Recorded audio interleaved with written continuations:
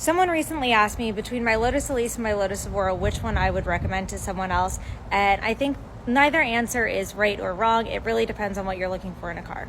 My Elise is a spectacular driver's car. It's impractical, it's uncomfortable for most drivers, but if you really just want to get behind the wheel of your car day in and day out and know that you're going to have an amazing time, the Elise is a great car for you. There's a lot of creature comforts that the car lacks, but honestly, you'll make it work if you really enjoy the driving experience. It's a fun car to drive in traffic because they're light and they're nimble, which means you can navigate traffic pretty easily, and it's a great experience even at low speeds.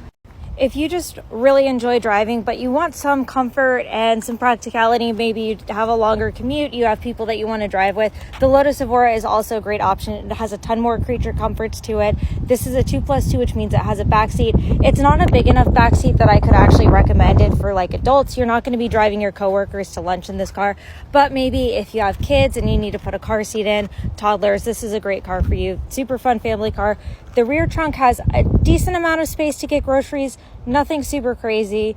It's got padded seats, and the benefit of having Lotuses, even as daily drivers, is that they both have Toyota platforms. This one has a 2G RFE, the Elise has a 2ZZ. They're very, very reliable. They're easy to get parts for.